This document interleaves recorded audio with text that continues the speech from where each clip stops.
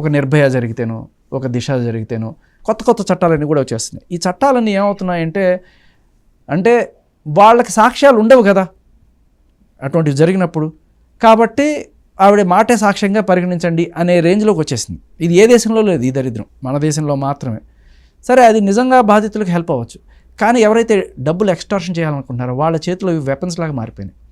ఇవి వాళ్ళు చక్కగా రైట్ రాయల్గా అదొక ఉపాధి హామీ పథకంగా పెళ్ళిళ్ళు చేసుకోవడం, విడాకులు తీసుకోవడం, పెళ్ళిళ్ళు చేసుకోవడం, సెటిల్మెంట్లు చేసుకోవడం.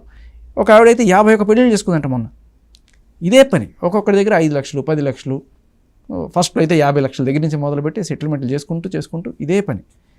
ఈ స్టేషన్లో పెట్టిన కేసు ఆ స్టేషన్లో తెలియదు, ఆ స్టేషన్లో పెట్టింది ఇంకో చోట తెలియదు, ఇలా నడుస్తున్నట్టు. దీనికి తోడు హనీ ట్రాప్లు. హనీ ట్రాప్ అంటే ఏదో రకంగా వాడితో రిలేషన్లోకి ఎంటర్ అవ్వడం, వాడిని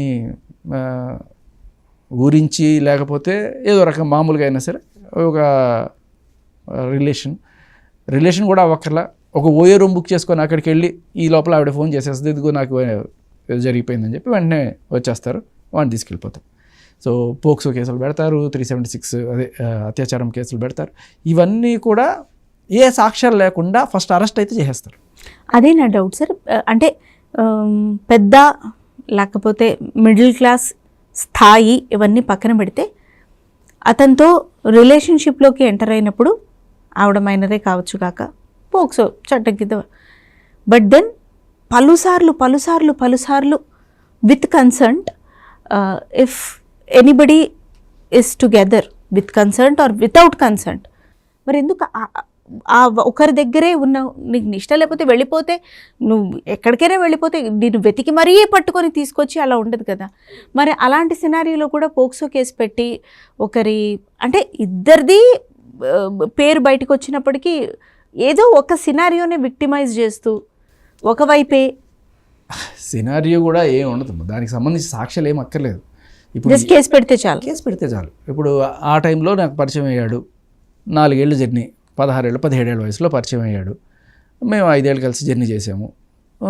కాకపోతే ఫస్ట్ టైము నన్ను అత్యాచారం చేశాడు, లేకపోతే అది నాతో మామూలుగా అప్పుడు ఎందుకు చెప్పలేను, అత్యాచారం అప్పుడు నేను చిన్నపిల్లని, నాకు ధైర్యం లేదు, ఇలా ఏదైనా చెప్పచ్చు. చెప్పడానికి ఏముంది, నరం లేని నాలుగు ఎన్ని మాటలైనా చెప్పుకోవచ్చు. ఒకళ్ళని ఫ్రేమ్ చేయాలంటే ఇదిగో ఇట్లా రాయాలని చెప్పి కంప్లైంట్ చెప్పేటప్పుడు లాయర్ చెప్తారు, కొన్నిసార్లు పోలీస్ ఆఫీసర్లో ఇలా పెడితే సెక్షన్లు పడవమ్మా అని చెప్పి రాయిస్తుంటారు. క్లియర్ కట్గా మన కళ్ళ ముందు కనబడేది ఏంటంటే, ఇప్పుడు ప్రముఖ కొరియోగ్రాఫర్ కేసు తీసుకోండి, నేషనల్ అవార్డు పోయింది ఆయనకి, 39 రోజులు జైల్లో పెట్టారు ఆయన్ని.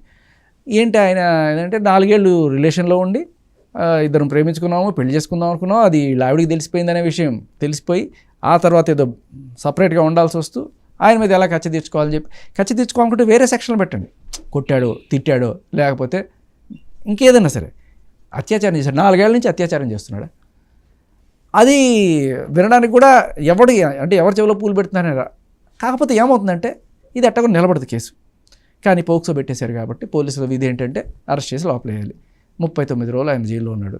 తర్వాత ఆయన తీసుకొచ్చి కోర్టు ముందు ప్రొడ్యూస్ చేసినప్పుడు జడ్జి చూసి ఇదేంటి, ఇది ఇద్దరు కన్సెన్షువల్ రిలేషన్లా ఉంది, దీనికి ఇద్దరు కలిసి ఉన్నప్పుడు ఒకళ్ళనే బాధ్యతలు ఎట్టా చేస్తారు, కాబట్టి బెయిల్ ఇచ్చేయండి అని జడ్జి గారు చెప్తారు.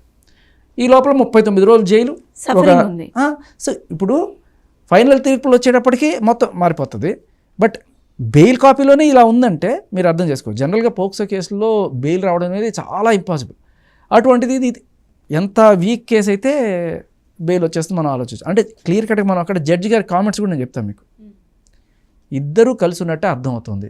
ఎందుకంటే ఒక కాల్ రికార్డ్ ఆవిడ ప్రొడ్యూస్ చేశారు. ఈవిడేమంటుంది, నేను 17 ఇయర్స్ 343 రోజుల టైంలో ఈయన నాతో కలిశాడు కాబట్టి, నేను ఆ టైంలో మైనర్ కాబట్టి నేను ఇష్టపూర్వకంగా కలిసిన అది అత్యాచారం కింద వస్తుంది చట్టంలో, కాబట్టి పెట్టండి పోక్సో అనేది వాళ్ళు వాడుతున్నారు. అది మన కోర్టు సినిమాలో ఉంటుంది చూడండి, యాజ్ ఇట్ ఈస్. కానీ ఇక్కడ ఆవిడ న్యాయమూర్తులు చూసే తీరు మారిపోయింది. ఇప్పుడు థ్యాంక్ గాడ్ ఇటువంటి ఫేక్ కేసులన్నీ కూడా ఎక్కువైపోవడం వల్ల 498కి విలువ లేకుండా పోయింది. ఇప్పుడు 498లో ఇప్పుడు అరెస్ట్ లేదు. ఎందుకు అరెస్ట్ లేదు అంటే ఇలా దీన్ని మిస్యూజ్ చేయడం వల్ల. ఎవరైతే ఇటువంటి వాటిని మిస్యూజ్ చేస్తున్నారో వీళ్ళ వల్ల నిజమైన బాధితులకు కూడా న్యాయం జరగదు. ఇప్పుడు ఏం చేశారు, 498కి అరెస్ట్ లేదు, పిలవండి, కూర్చోబెట్టండి, కౌన్సిలింగ్ ఇచ్చేయండి, పంపించండి అనే స్టేజ్కి ఉంది ఇప్పుడు.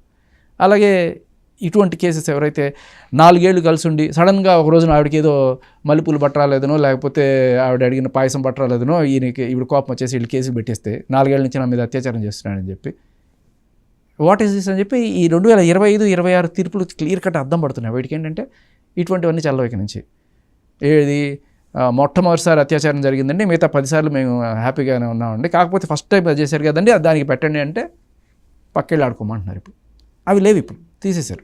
కొంతవరకు మారుతుంది. దీనికి కొన్ని పోరాటాలు కూడా చేయాల్సి వస్తుంది గట్టిగా. ఢిల్లీలో జంతర్ మంతర్కి వెళ్ళి ఒక 2,000 మంది వెళ్ళి మేము ప్లకార్డులు పట్టుకొని ప్రదర్శన చేసాము. అండ్ అలాగే పెద్ద పెద్ద వాళ్ళందరూ కూడా వచ్చారు, ఢిల్లీ లా మినిస్టర్ వీళ్ళందరూ వచ్చారు. 498A కావచ్చు, ఈ ఫేక్ కేసెస్ కావచ్చు, వీటికి ఎక్కడా లేనటువంటి దారుణమైన చట్టాలు ఇండియాలోనే ఉన్నాయి. ఇప్పుడు మనం ఈ షరియా లాస్ ఆఫ్ఘనిస్తాన్లోనూ అటువంటి మహిళల మీద ఎంత క్రూయల్గా ఉంటాయో ఇండియన్ లాస్ మగాళ్ళ మీద అంత క్రూయల్గా ఉంటున్నాయి అన్నమాట. అంతే, అది ఎంత అనాగరికమో ఇది నిజంగా అంతే అనాగరికం. అంటే ఏ సాక్ష్యం లేకుండా తీసుకెళ్ళి ఒకటి లోపల పడేయచ్చు. మొన్న తెలుసా మీకు 20 ఏళ్ళు వాడు జైల్లో ఉన్న తర్వాత వాడిని బయటకు తీస్తే వాడు నిర్దోషిని బయటికి రిలీజ్ చేశారు. వాడిని వాళ్ళ అమ్మ నాన్న చచ్చిపోయినప్పుడు ఆఖరి చూపు కూడా వాడు వెళ్ళలేకపోయాట.